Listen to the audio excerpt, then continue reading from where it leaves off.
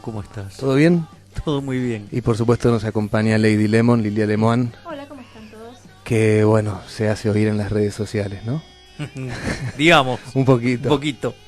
Bueno, ¿cómo estás, Javier? Imagino que te han increpado muchos socialistas con este gran argumento del Estado presente con el tema de la pandemia mundial. Sí, parece que deben venir perdiendo por goleada en la vida. la batalla cultural. Uh-huh. Porque es increíble la forma en la cual salieron a hostigarnos por las redes. Es impresionante cómo, o sea, y de esto formaron parte también periodistas, o periodistas que directamente, frente a las respuestas, me han insultado. Como si no tuvieran argumentos. ¿En serio? Y no les gustó los argumentos que les he estado dando. No les gustan. Y verdaderamente, o sea, es más, y hoy se terminó, de hecho hubo un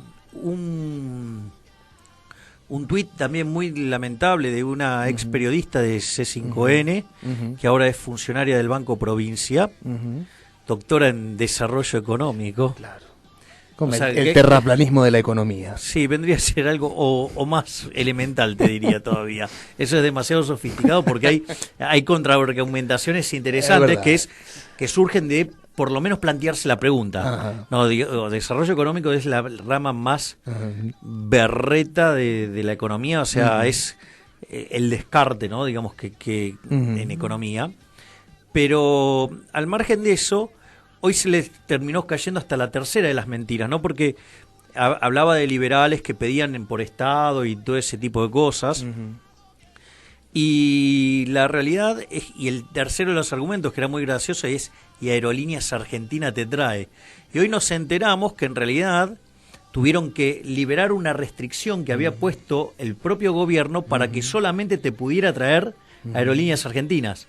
Hoy que levantaron esa restricción, sucede que las otras líneas te traen. Pero bueno, todo parece que era como una suerte de estructura para demostrar que el Estado presente te sirve, el Estado presente te cuida, el Estado presente te salva. La verdad que el Estado presente es el único tipo de mierda que no flota y te hunde.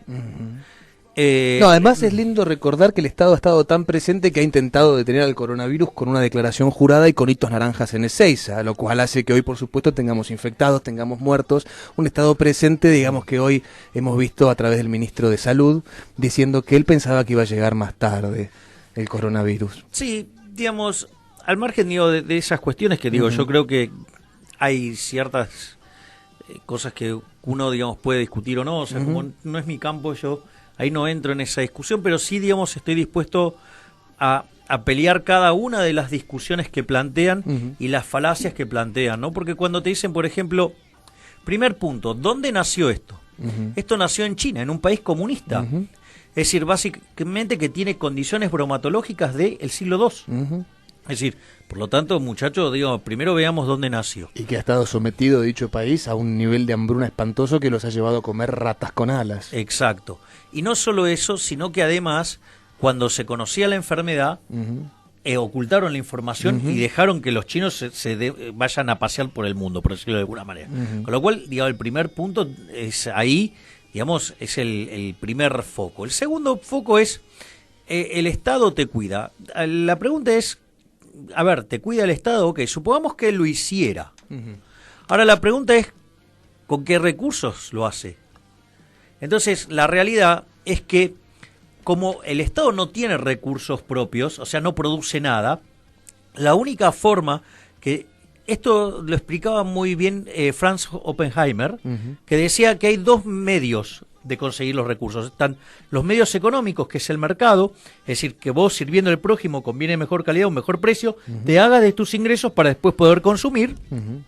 O lo otro, que son los medios económicos, y después están, ¿qué? Los medios políticos, que es el robo. O sea, robarle el fruto de su trabajo a otra persona y vos disponer de eso. Por lo tanto, o sea, sin sector privado no hay Estado. O sea, sin un sector privado que produzca la riqueza no hay Estado. Y en los lugares donde se probó esa idea estúpida del Estado al extremo, que es lo que fue la Unión Soviética y todos los países comunistas, fue un fracaso en lo económico, en lo social, en lo cultural. Y no olvidemos este detalle. Mataron a 150 millones de seres humanos. O sea, 120 millones lo hicieron de modo directo por no aceptar ese régimen estúpido, y 30 millones corresponde a la hambruna de los primeros años en la Rusia comunista. Porque como cambiaron el sistema de producción, llegaba el invierno y se cagaban de hambre y se morían de hambre. Entonces, ese es otro de los aspectos. Después, digamos, hay otra discusión que esta es interesante. Esta me la planteó una vez un periodista y después se terminó enojando.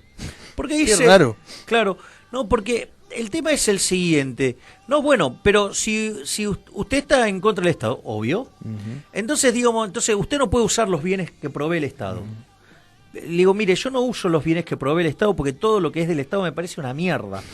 Pero, digamos, usted está equivocado en creer que si, por ejemplo, yo considero que la Universidad de Buenos Aires, la Facultad de Ciencias Económicas, es un antro de adoctrinamiento marxista. De hecho, la semana pasada en mi programa de radio, paso el chivo, se llama Demoliendo Mitos, y por otra radio, por conexión abierta de 20 a 21 los jueves. No se van a enojar acá, digamos, por favor. No, porque justo lo dije ahí. Saqué a una chica que se llama Anabel. Sí, la tengo yo en WhatsApp, acá hablamos. Que hizo una investigación sobre adoctrinamiento. Es un trabajo fenomenal. Sí. Ella se metió como una infiltrada más. Claro. Se metió como una infiltrada y... Como una estudiante. Y sí, exacto. Estudiando.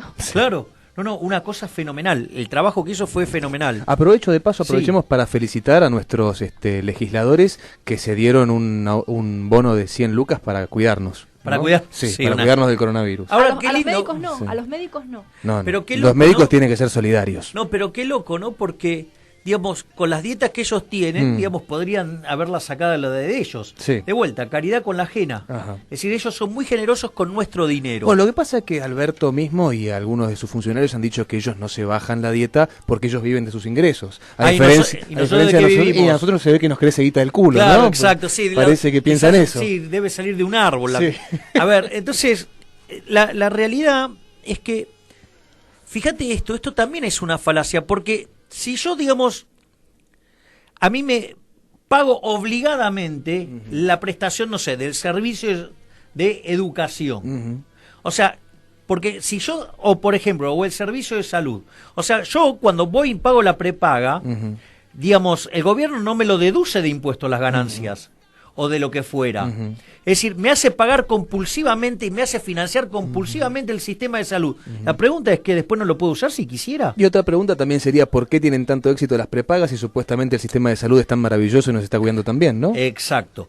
Entonces, lo otro que entonces hay que tener claro, que ese argumento, digamos que porque vos, o sea, no sé, sos liberal o sos libertario y no sé, vas a la universidad pública y si la estás pagando, claro. ¿O qué? Porque la estás pagando no la podés usar. Bueno, hay un tema que... O sea, porque no te gusta. O sea, entonces me parece que ese también es un tema que hay que aclararle a estos imbéciles, digamos, minusválidos mentales, que vos lo estás pagando. Por lo tanto, si quisieras, podrías usarlo. No solo lo estás pagando, y esto es algo que hay que aclarar porque uno a veces cuestiona la forma en la que la educación es pública y ya es un piantaboto. Lo que hay que explicarle a la gente es que capaz el obrero que se levanta a las 5 de la mañana para laburar 14 horas por día, con sus impuestos le está financiando la carrera a un cheto recontra regresiva. Claro, a un cheto que tiene un montón de plata y está yendo a fumar porro a filosofía y letras. Claro. Entonces, esas cosas tenemos que empezar a cuestionarlas. Bueno, pero fíjate qué interesante el caso de la educación, ¿no? Miremos el caso de las universidades. Mirá si será mala la Universidad de Buenos Aires, que hay un montón de universidades privadas, porque se viven llenando la boca de la competencia, ¿no? Ahora, yo hago una pregunta. Si vos tuvieras que competir con alguien que supuestamente brinda tu mismo servicio, pero el otro tiene 100% financiado su operación, claro, por decirlo de alguna manera. O sea, eso es competencia desleal. Sin embargo, en eso no se quejan de la competencia desleal. O sea, digo, hay un dumping, si vos querés. O sea, y es competencia desleal. Entonces, Por ejemplo, pero fíjate qué interesante, porque dice, no, vos lo que pasa querés dejar sin educación a los que menos tienen. Falso. Ejemplo, si vos utilizares el sistema de voucher, no es lo ideal, pero supongamos el sistema de vouchers. O sea, todos tendrían, digamos, la posibilidad de educarse. Pero claro, la UBA ahí tendría que competir con las otras. Imagínate que si la gente se va a las otras, siendo la UBA gratis, imagínate si es arancelada. Prefieren pagar. De hecho, yo como ex estudiante universitaria, un gran problema que tenía era que al trabajar y tener horarios rotativos, me era casi imposible asistir a una universidad pública donde si faltás o no podés ir, los profesores directamente no te toman examen. Yo creo que lo que más hay que cuestionar hoy de la universidad es qué carajo se le está enseñando a los alumnos, porque vos me has visto, Javier, me he parado en puertas de universidades. Con Lilia he ido a esta manifestación de las mujeres. Maravillosas entrevistas. Maravillosas entrevistas, por no decir un poco preocupantes por momentos, ¿no? Porque me encuentro con argumentos con que, digamos, les enseñan a pensar con una lógica, entre muchas comillas, a pensar que, bueno, si yo me siento una jirafa, puedo ser una jirafa, y si yo me siento un chico de 8 años, puedo ser un chico de 8 años. Nadie se pregunta qué va a pasar cuando ese chico de 8 años, que en realidad tiene 35, quiera tener una noviecita.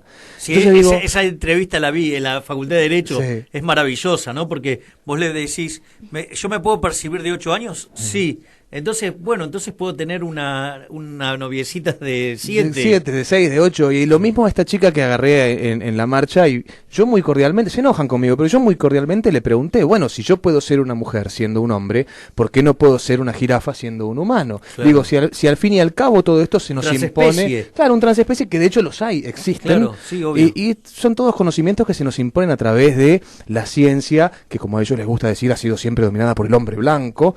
Y digo, son conceptos, son etiquetas. Digo, ¿por qué no soy una jirafa? ¿Por qué no soy un parripollo? ¿No? Claro. Y realmente no saben responder porque... Dios, seguís con el tema de la comida. Sí, me encanta. No. Por los medio complicado. Por los efectos colaterales. Estuve medio complicado y ahora necesito comer. Pero sí, digamos, o sea, a mí, digamos, de vuelta, hay un trabajo que hizo Axel Kaiser también, el chileno, que él, digamos, es abogado y es doctor en filosofía, y bueno, ahora está dando clases en Stanford. Y es interesante, la tarea de Axel en Chile es fabulosa, y una de las cosas que hizo cuando vino a la Argentina, se tomó todos los programas de filosofía en la UBA, y puso todos los libros en una mesa importante. Sí. Y eso lo comparó con lo que había en una mesa equivalente, digamos, de cualquier programa estándar de una universidad del mundo razonable, donde todas están equilibradas. Acá no, acá, digamos, te forman para ser un zurdo de mierda. Bueno, hay un momento bastante importante, me acuerdo, Lilia, de vos debatiendo con otras candidatas, Ofelia Fernández estaba en aquel momento, estuviste en un colegio público. ¿En el Lorca? En el Lorca. Hiciste la siguiente pregunta. Simplemente le pregunté a los alumnos, ¿ustedes saben quién fue Marx? Todos respondieron que sí. ¿Ustedes saben quién fue Hayek? Nadie sabía nada. Entonces, evidentemente, se está contando solamente una parte de la historia y es la parte que viene fracasando hace 100 años. Yo siempre digo, no hay nadie, tanto se creen progresistas, y no hay nadie más conservador que estos comunistas y socialistas que vienen conservando justamente ideas que vienen fracasando hace un siglo. Es más, te paso algo que complementa lo que estás diciendo. En un acto de persecución de la Universidad de Buenos Aires hacia Diego Giacomini, le empieza todo un proceso de persecución hasta que le sacan el curso. Y cuando el curso que él tenía de dinero, crédito y bancos. Y aparte, viste, digamos, en económicas vos tenés básicamente 4 carreras. Tenés contador, licenciado en administración, licenciado en economía y actuario. De hecho, dinero, crédito y bancos era para economistas y para actuarios. ¿Y qué hizo una de estas autoridades de la universidad para degradarlo? Lo mandó a dar macroeconomía para contadores. Pensá que estaba dando dinero, crédito y bancos para economistas, que es casi una de las últimas materias, y lo manda a dar macroeconomía básica para contadores. Y lo de Diego es fenomenal porque lo toma el curso, ¿y qué hace? construye un curso de formato austríaco. Entonces, la primera cosa que hace, le da la bibliografía que tienen que estudiar. Entonces, claro, cuando les da la bibliografía, ¿qué hacen los alumnos? Van a buscar los libros a la biblioteca. Y no estaban. No hay ninguno. Claro. No hay un solo libro de Mises. No hay un solo libro de Hayek. No hay un solo libro... Pero esto es una pregunta que también le hacemos a la gente que está escuchando. ¿Cuántas veces hemos escuchado a alumnos de la Universidad de Buenos Aires decir, yo pienso de tal manera, pero para aprobar le digo al profesor lo que quiere escuchar, le digo cualquier zaraza, me hago el comunista, me hago el marxista, y te dicen que es así y aprueban así? O sea, digamos, está claramente sesgado por una cuestión ideológica y muchos de los alumnos lo saben y lo utilizan. Perdón, Lilia. Nada, quería decirles que hay 1.200 personas escuchando en este momento a través de la página de Facebook. Qué bien, les mandamos un abrazo a todos. Y están dejando preguntas, por supuesto, pero... En esa misma línea, a mí me pasó con... yo digo, hoy es un amigo mío, un alumno en su momento de Dinero, Crédito y Bancos, un excelente alumno, que... no solo que fue mi alumno, después fue mi ayudante en distintas universidades, después escribió conmigo, y no solo eso, sino que además trabajó conmigo. No solo eso, sino que además las cartas de recomendaciones se las firmé yo. O sea, y por ejemplo fue a hacer la maestría en econometría de la Universidad Torcuato Di Tella, la cual, digamos, se graduó con honores, y después aplicó a una beca que participaban todos los universitarios del país para unos posgrados en finanzas, y sacó el puntaje más alto, sacó puntaje ideal. O sea, estamos hablando de una persona capaz. Una persona sí, y hizo esa maestría en finanzas cuantitativas, y la última parte la hizo en Alemania y se quedó a vivir en Alemania. Y hoy, digamos, trabaja en Alemania. Esto es muy interesante porque, con lo cual no estamos hablando de un pelotudo, eso es lo que quiero decir. O sea, estamos hablando de un tipo, digamos... sí, que le da la cabeza. Claro, o sea, que, digamos, un tipo para el que sacarse un 7... Era un fracaso. Era un fracaso, claro. Era llorar sangre. ¿No? Entonces, y con un 8 se deprimía bastante, por decirlo de alguna manera. Entonces, es interesante porque él va a cursar una materia, justamente desarrollo, con ni siquiera es economista, el sorete ese, es un sociólogo que da, digamos, claramente desarrollo, da las clases porque, digamos, bueno, la daba con el que hoy es el director de carrera, claro. Que además era un curso absolutamente marxista. Qué raro, ¿no? Sí, claro, justo. Sí, estoy muy impresionado. O sea, y después él dice que no es marxista, claro, porque pero Diego y Mariano Fernández, con quien estamos sacando próximamente un nuevo libro, un libro quiero decir, ellos cursaron con él. Y entonces te cuentan que el curso era una mierda, era todo la maravilla del comunismo, claro. Era. Lo que pasa que después que se cayó el muro y hasta que reaccionó y todo, se dio cuenta que lo que daba era una mierda, pero el otro sorete quedó dando clases. Sí. Entonces, por ejemplo, ellos habían hecho un trabajo sobre educación y crecimiento económico. Y cómo eso además derramaba sobre el desarrollo y todo. Y vos sabés que el sorete que el docente, si se lo puede llamar docente, cuando vio que estaban haciendo referencia a Gary Becker, los bochó en el acto. Claro. Si eso no es persecución ideológica, si eso no es censura. ¿Quieren escuchar sobre, ya que hablamos de soretes y persecución ideológica? Te está bardeando en el chat un tal Andrés Acorsi, ¿no? Que él es especialista en cómics. Se dedica a hablar sobre cómics, ¿no?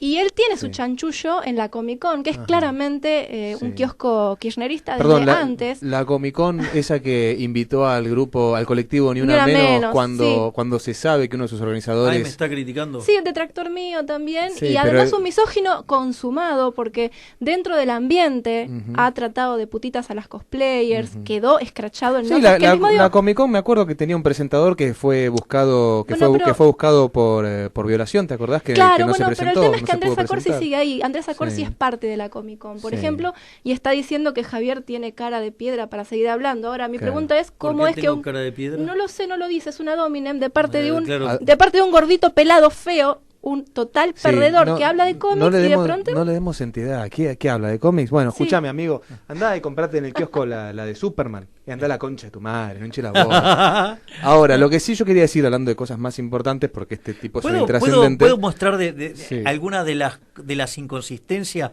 de los colectivos estos? Sí, por favor. Vos sabés que hay un actor que...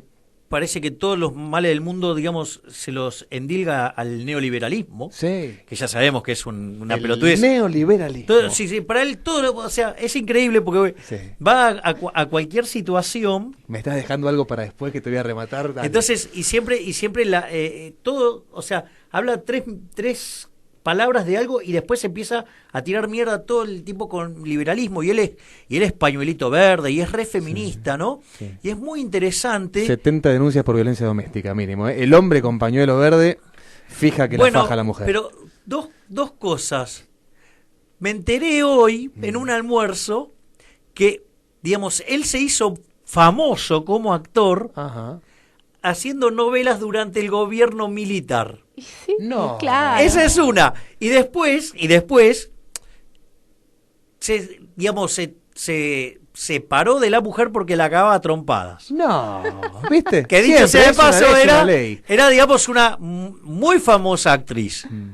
O sea, nada, digamos, pero me llamó la atención. No, es que son así. ¿Cuántos casos hay de la acompañaba a la marcha ni una menos y la terminó matando? Porque dime de qué te jactas y te diré de qué careces. Esta gente...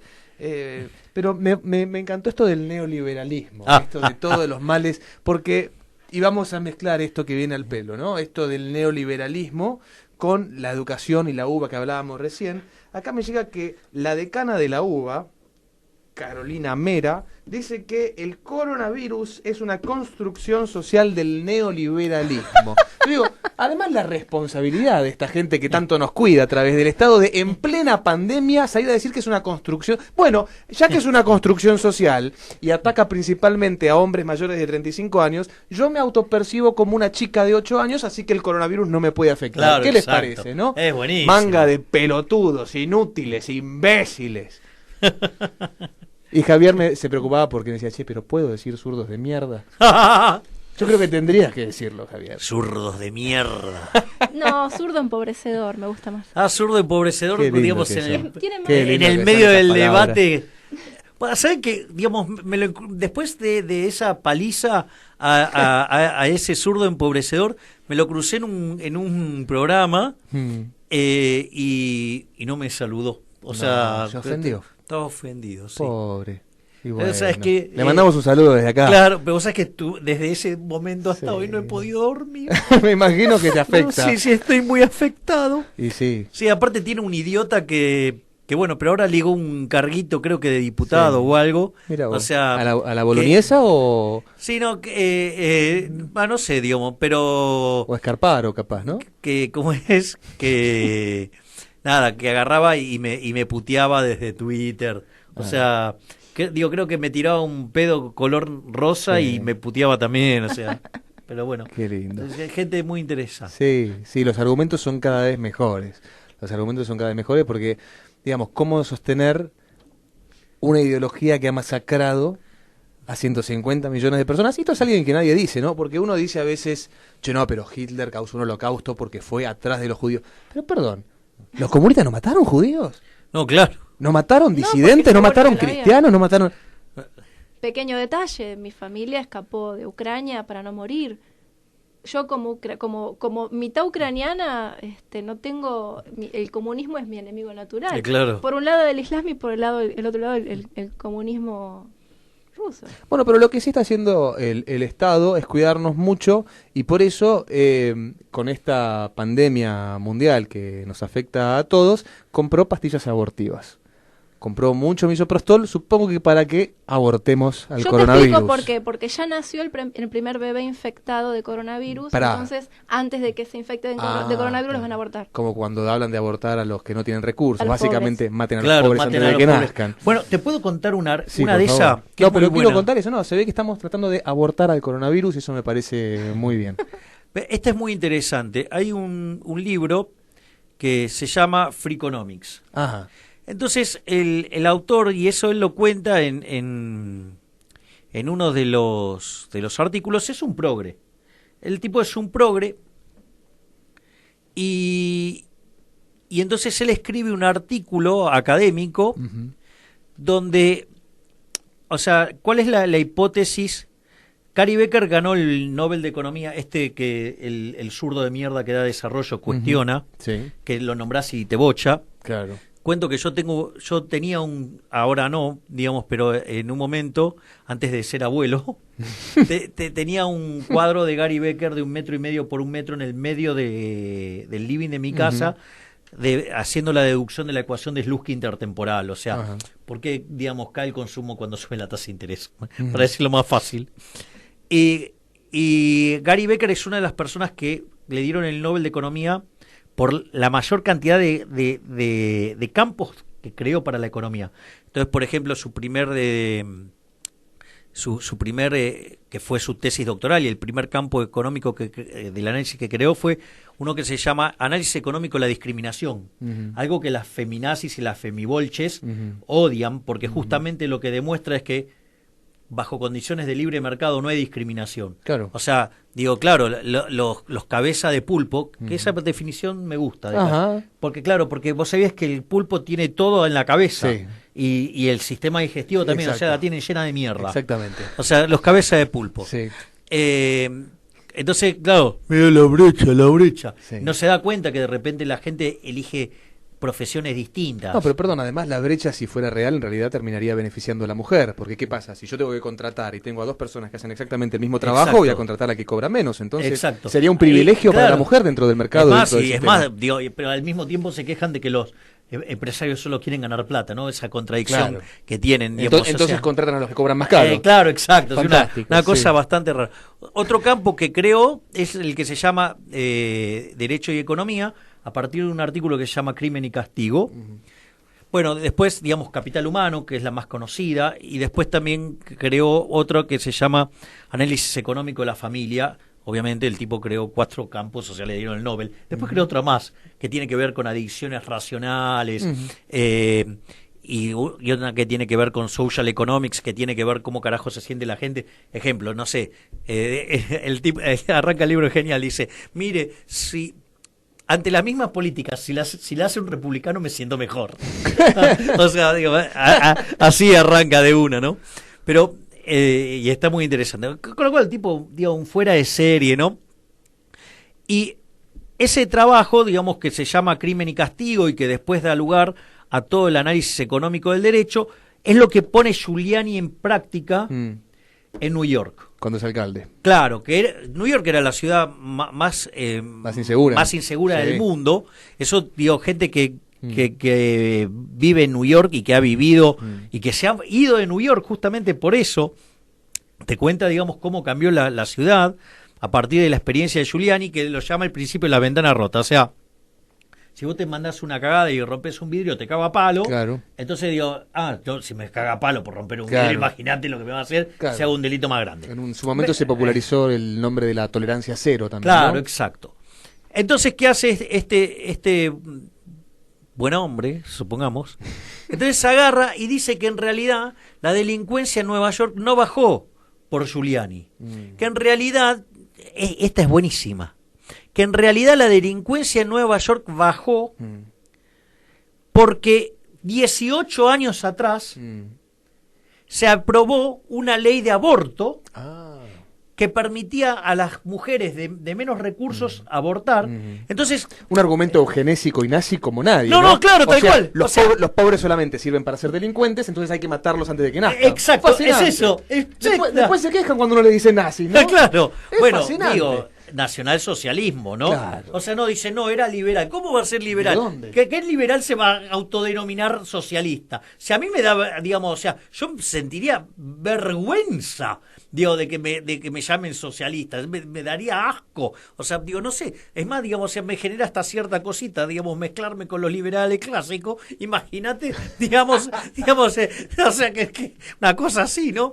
Pero no, porque hay algunos liberales clásicos que también estuvieron haciendo papelones públicamente, ¿no? Bueno, O pero sea, eso, pero bueno. eso es algo, digamos, inherente a las personas. Bueno, No. pero ¿sabés lo que pasa? Que esos dos que supuestamente se volvieron liberales clásicos, sucede que están entongados No sé quiénes son. en el cálculo de un índice de precio, entonces cobran guita del Estado. Entonces no son liberales clásicos, Acá son chamulleros. una de las preguntas que están haciendo preocupados es porque se está anunciando una posible cuarentena total. No, a ver, yo no creo que sea así. Sí. O sea, yo no creo que sea así. Yo creo que es que la cuarentena sea obligatoria, Ajá. no total, que es otra cosa. Entonces, y eso además tiene, a ver, pues, digo, ustedes saben que yo si tengo que criticar, critico muy duramente. Sí. Hoy el gobierno hizo algo que estuvo muy bien. Milagro. Sí. Sucede que viene un ciudadano italiano para estar con su novia en Argentina. Y el tipo entra, sale, todo. Si vos venís de una zona de riesgo como Italia, Cuarentena. te tenés que hacer cuarentena. Y la cuarentena es obligatoria. En realidad es como que ahora como que te sugieren que la tenés que hacer. Todavía no es obligatoria, ¿no? Entonces, ¿qué es lo que pasa? El tipo agarra y empieza a dar vuelta. La gente se pone como loca. Claro, porque en el fondo es un crimen. O sea, vos podés estar enfermando a otro. Claro. Es un irresponsable. Claro, Incurre en un delito. Claro. Entonces, de hecho, hay un artículo de Alberto Benesga Lynch con Martín Krause que analiza, digamos, cómo se pelea contra una epidemia o una pandemia en una sociedad libre. Sí. Entonces dice, bueno, ok, trabaja como una externalidad porque una persona contamina a otra, enferma a otra. Los problemas de las externalidades, ¿cómo se corrigen? Asignando derechos de propiedad. Es decir, cuando vos definís bien los derechos de propiedad, entonces, si vos considerás el respeto irrestricto del proyecto de vida del prójimo, o sea, ¿qué pasa? Si yo conscientemente te enfermo a vos, multa. Sí. No vas a ver cómo te vas a cuidar. Y no solo eso, sino que además da el caso del que no sabe que está enfermo y contagia a otro. Claro. Y entonces dice, también tiene que pagar una multa. Y para eso entonces hay un sistema de seguro, porque es como que, ¿me entendés? O sea, vos tenés un árbol en tu casa, vos tenías el auto estacionado afuera, se cae el auto, y el árbol y te rompe el auto. Claro. Y sí, era tuyo, negro, o sea, te tenés que hacer cargo. Entonces, digamos, cómo se desarrolla un sistema de seguros y todas esas cosas, ¿no? Entonces, ¿por qué está bien entonces lo que hizo el gobierno? Porque fue y armó un mega operativo y lo sacó. Claro. Y lo deportó. Entonces, al menos, digamos, en eso estuvo bien. ¿Por qué? Porque si vos le mostrás a la gente que si toma una actitud que le caga la vida a la gente, le vas a cargar el costo. Entonces, el próximo, antes de salir a pelotudear y enfermar al resto de la población, porque cada uno tiene un potencial de enfermar a 2,6 personas. Dicen que más. Sí, bueno, pero ponele, digo, yo escuché a un doctor que decía eso, digo, me pareció bastante razonable la forma de argumentar. Entonces, digo, vos no podés ser tan hijo de puta. Entonces, me parece que en eso el gobierno actuó bien y me parecería muy bien. Lo que pasa es que no tiene el instrumento legal. El único instrumento parecido, por ejemplo, en Chile declararon situación de catástrofe. Bueno, cosas así. Pero no tienen el instrumento acá. El único que más o menos se parece es el estado de sitio. Y el estado de sitio, abre otras persecuciones que no sería interesante que estén a manos de la cámpora. No, ni hablar. No. Ok, entonces, ¿qué es lo que pasa? Y ahí la oposición también jugó bien el rol. Entonces, parece que lo que van a estar avanzando es en una línea donde vos tenés que cumplir la cuarentena. Y si no la cumplís, vas preso. O sea, ¿me entendés? Sí, una sutil teoría del escarmiento más light. Onda, si no haces esto, mirá cómo te pegamos una pata en el ojete. Claro, bueno, los chinos de hecho lo resolvieron de una manera... Sí. Brutal, pero que al final funcionó. Sí, claro, que le pegaron un tiro a uno. A más Sí. de uno. Bueno, está bien, pero digo, se Pero sí, conocía ahí lo público. Lo dejaron Claro. escapar y lo tenían que contener, porque si no ya era demasiado. Entonces, pero me parece que ahí el gobierno la vio bien, y no solo que la vio bien, sino que la acción para ese lado está correcta. O sea, digo, la verdad que cuando hace algo que está bien, yo se lo voy a reconocer. Sí, sí, Digo, obvio. o sea, No vamos a ser contra por ser contra. claro, es decir, y así, digamos, como digo eso, también digo que el gobierno está tomando, digamos, medidas asesinas. Porque si el alcohol en gel es sumamente útil para estar limpios, para no contraer la enfermedad, y es tan importante, yo tendría que procurar que haya la mayor cantidad de alcohol en gel. Ahora, si yo, digamos, tengo un súbito aumento de la demanda, Sí. entonces, ¿qué es lo que pasa? El precio de equilibrio sube fenomenalmente, ¿no? Digo, como concepto. ¿Cuál es la contraparte? O sea, si vos pones un control de precios, porque vos, ¿qué es lo que estás intercambiando? Suponete que yo te vendo este alcohol en gel a cambio de X dinero. Lo que estamos haciendo es intercambiar derechos de propiedad. Entonces, esa es la parte que no entienden. Entonces, cuando vos entendés que es un derecho de propiedad, si cercenás o lesionás un derecho de propiedad, lo que vas a hacer es que la cantidad ofrecida caiga. Es decir, vas a ofrecer menos. Como vas a y lo dicen en nombre de los pobres, las pelotas en el nombre de los pobres, porque en realidad, ¿qué es lo que va a pasar? Al darse esa situación de que hay menos, los que van a conseguir son los que están acomodados, que en general Claro. son los que más guita tienen. Sí, sí. No, Y no son lo precisamente los pobres. Claro, y lo otro que va a pasar es que los pobres van a tener que ir a comprarlo ¿a dónde? Al mercado paralelo, donde el precio va a estar en el culo del mundo, Claro. con lo cual al pobre lo vas a hacer más pobre. Es decir, por lo tanto, la medida es una medida asesina. ¿Por qué? Porque en realidad lo que vos estás haciendo es achicar la cantidad del producto que salva vidas. Y por ende, digamos, va a haber más infectados y va a haber más muertos. Y encima, digamos, a los que más estás perjudicando es a los que menos tienen. Por lo tanto, no solo que sos un asesino, sino que además le estás dando con más fuerza a los que menos tienen. Que además tienen menos para defenderse y tienen una probabilidad de morirse mucho más alta. Totalmente. Bueno, nos acompaña también hoy Belén Majorel o Mayorel. Cualquiera de las dos maneras. Bueno, hablábamos recién acá también con Javier esto de el misoprostol, las leyes mágicas del aborto que redujeron la delincuencia en los Estados Unidos. Dicho sea de paso, Sí. ese paper Sí, fue exterminado me imagino.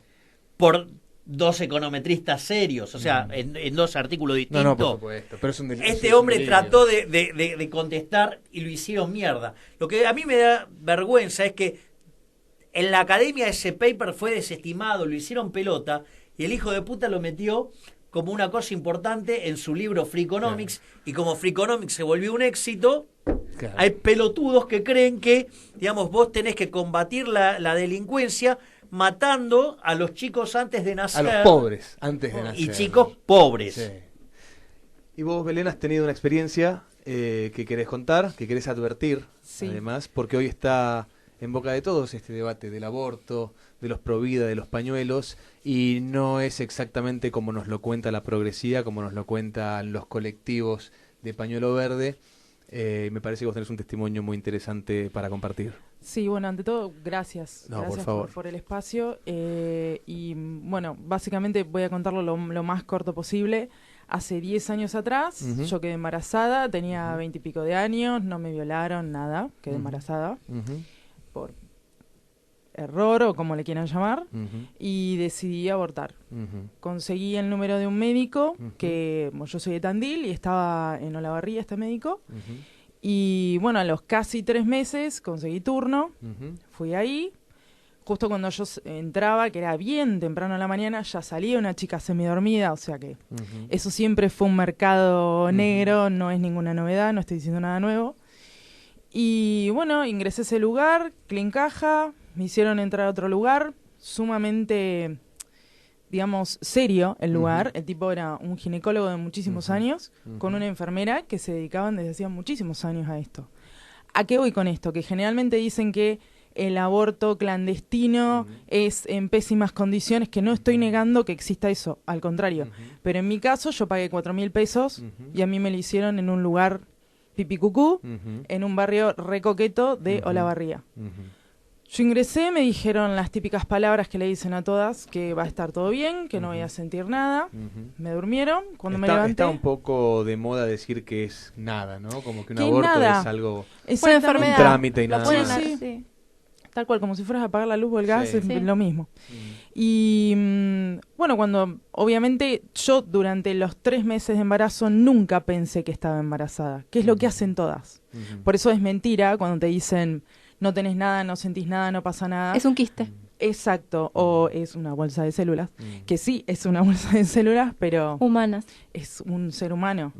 Y cuando llegué a ese lugar, bueno, pasa todo eso, me duermen por completo, me levanto, supuestamente todo bien, obviamente súper dormida, anestesia total, quienes se han operado saben lo que es.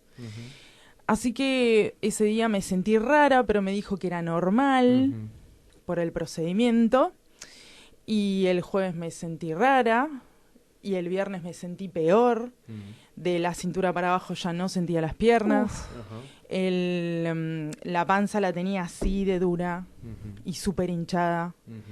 Pero bueno, yo tenía que seguir mi vida normal porque nadie sabía lo que yo había hecho. Necrosis. Entonces cuando llega la noche, me voy a comer a lo de unas amigas, normal de siempre, me toman la temperatura, tenía 40 de fiebre, voy a mi casa, pero yo ya era tal el dolor que sentía que no podía caminar prácticamente. Me acuesto y cuando me levanto a hacer pis con cualquier persona, me desmayo del dolor, porque ahí sentí que algo, como si algo se me desprendiera de adentro. Me internan de urgencia. Todo esto cuando me desmayo caigo para adelante, o sea que no veo nada cuando me levanto. Intento pararme, no podía porque ya no sentía las piernas. Así que arrastrándome al teléfono, me vienen a socorrer, llaman a la ambulancia, bueno, me internan, qué sé yo, me hacen raspaje y ahí recién el médico que me atendía en mi ciudad me dice que yo estaba viva de milagro. Yo hasta ese momento no entendía nada de lo que estaba pasando, que es lo más horrible del mundo. Y entonces ahí me dice que estaba viva de milagro porque en realidad lo que me había ocurrido es que obviamente me habían quedado pedazos de feto adentro, que al tomar contacto esa infección con la sangre en 24 horas yo tendría que haber estado muerta, que no entiende cómo, no me pasó nada. Y lo segundo que pasa normalmente es que los órganos reproductivos son afectados, por ende te los tienen que sacar. Bueno, ni una cosa ni la otra. Y lo tercero, que yo realmente lo tomo como un milagro a todo el combo, es que cuando me fui a hacer el análisis de sangre, porque yo no me había cuidado, tampoco contraje ningún tipo de enfermedad. Que eso tampoco lo hablan.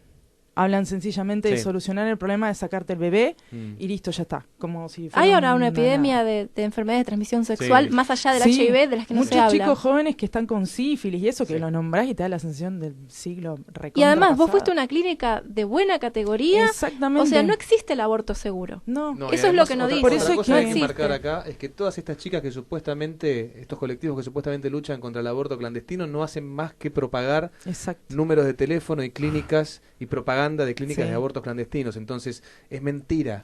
Todo esto es mentira, ¿sí? Son colectivos que se financian, que están ahí para buscar plata, o las pobrecitas militontas para pertenecer a algún grupo, ¿no? Como si fuera un club social. Y con esto, lamentablemente, engañan a un montón de personas que, en su ignorancia, les creen, porque son también las que salen en los medios, las que salen en los portales. Sí, por eso yo, cuando me acuerdo, tuve la oportunidad de hablar con Patricia Sandoval, ella fue la primera que me dijo eso que me estás diciendo vos. Dice, sobreviviste al aborto seguro. Claro. Y ahí fue como que me cayó la ficha. Porque hasta el momento sí era el aborto, pero no me había dado cuenta, la verdad. Y bueno, empecé a contar mi testimonio. Por eso ahora también, que por eso te molesté a vos en su momento, estoy empezando a dar charlas. Bueno, ahora obviamente está todo parado por algo lógico, que es el coronavirus. Pero...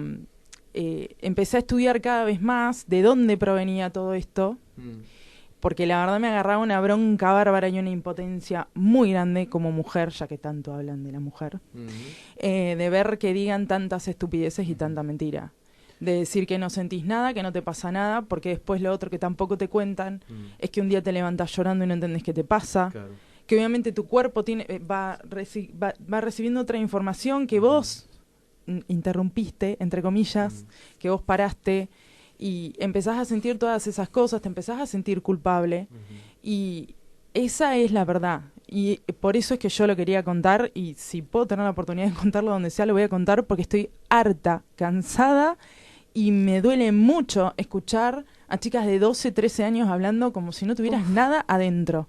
Y lamentablemente lo que estás matando es tu hijo. Yo lo que maté fue mi propio hijo hace 10 años atrás. Sí, estamos viendo argumentos que eran son similares a los que se habla ¿no? En la época de la esclavitud, en la época del Holocausto judío, ¿no? Que es esto de no son personas, no son seres humanos. Belén, tus redes donde la gente pueda escucharte y saber cuándo te vas a presentar con alguna charla, porque esto más allá de si uno está a favor o en contra de la despenalización o legalización, esto tiene que saberse porque es información. Sí, de hecho, porque Dejala dar sus redes y ahora acotás. Sí, en Facebook mi fanpage es Belén Majorel y en Instagram también Belén Majorel, con J, Belén Majorel. Es que pasa que muchas de estas pibas probablemente se hicieron un aborto, no les pasó, entonces creen que a nadie le va a pasar. Y lo cierto es que cada cuerpo es distinto, cada centro de carnicería es distinto, cada médico tiene su responsabilidad o no responsabilidad y que no va a existir seguro nunca, es una ruleta rusa y no se dice. Tal cual, por eso es que cuando yo conté mi testimonio, una chica que es conocida mía, obviamente pro aborto, lo primero que me dijo fue, pero vos con más razón tendrías que estar a favor de la legalización. Le digo, lo que pasa, lo que vos no estás viendo es que estás matando una vida. No, además, más allá de que eso... hay muchos casos como el mío, lo que pasa es que por ahí no somos muchas las que nos animamos. No, porque si lo decís sos estigmatizada. Si acá se legaliza el aborto, el día que esas chicas de Recoleta que van con los pañuelos verdes tengan que entrar a una clínica, a un hospital público a hacer el aborto, se salen corriendo. Y Javier, vos que tenés una postura al respecto... Bueno, yo, digamos, como liberal libertario soy pro vida, en el sentido de que el liberalismo es el respeto irrestricto del proyecto de vida del prójimo, y los liberales como derechos, nosotros solamente reconocemos 3 derechos: el derecho a la vida, el derecho a la libertad y el derecho a la propiedad. Y además, científicamente, digamos, y eso, digamos, yo entiendo, digamos, la postura que pudo haber tenido Ayn Rand o la que pudo haber tenido Rothbard, pero en esos tiempos no existía la ecografía y tampoco la genética era tan avanzada. Hoy sabes que la vida arranca en el mismo momento de la concepción. Y la vida es un continuo, o sea, la vida es un continuo desde el momento que vos nacés hasta el momento que te morís. O sea, esas son las 2 discontinuidades. Y si vos haces una interrupción en el medio, eso es un asesinato. Por lo tanto... y es más, hay también una interpretación muy interesante. Que tenemos que ir cerrando, ¿eh? Sí, que la dio un economista brillante, un anarcocapitalista que se llama Walter Block, que fue alumno de Gary Becker. Y no está en la UBA tampoco, ¿no? No, olvídate. Y le tutorió la tesis a Gary Becker, a Walter Block, que hace la equivalencia con el caso de que, suponete que yo te invito a subir a mi avión. Suponiendo que toque en el avión.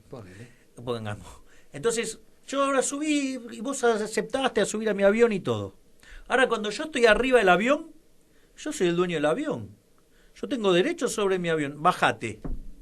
¿Qué es lo que pasa? Ese ejercicio de la propiedad, ese ejercicio de la libertad, ¿cuál es el problema? Que te está matando.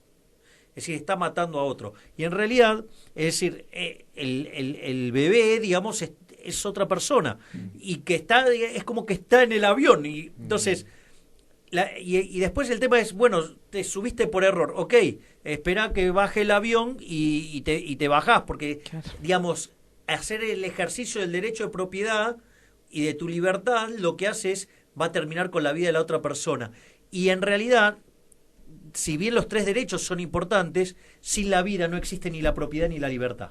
O sea, entonces, y aparte, digamos, aparte es un homicidio, digamos, con alevosía y calificado, digo, contra alguien que no se puede defender. O sea, y no solo eso, sino que además, el único, es más, por ejemplo, el caso de la violación. También está mal el aborto en la violación. ¿Por qué? Porque en realidad el nene no tiene la culpa, digamos, o sea, un delito no se compensa con otro delito, ¿ok? Y después, digamos, o sea, el único caso donde está permitido el aborto es en el único, cuando corre riesgo de vida la madre.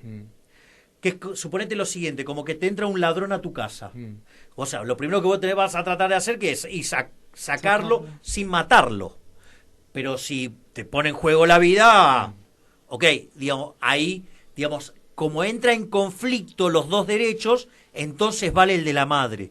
O sea, con lo cual, nada, bueno, esas son las... igual, quizás en violación y riesgo de vida presta para otro debate que hoy no podemos hacer. Es un debate largo. Tenemos que ir dejando el estudio. Claro. Pero bueno, algo que agradecerles. aportaría mucho a ese debate es que se permitiera que las adopciones fuera un mercado libre y no un mercado regulado por el Estado. Vas a ver cómo aquellas que quedan embarazadas, aun cuando no quieren, van a encontrarle una salida, digamos, a la situación. Yo lo que sugeriría además es que si los argentinos vamos a debatir el aborto o la legalización del aborto, lo hagamos entre nosotros y no cuando aparezca una megacorporación extranjera a poner plata y a financiar políticos para que nos digan cómo tenemos que Esa pensar. que ya mató más de 7 millones. Esa que ya mató más de 7 millones. Esa que se llama International Planned Parenthood Foundation.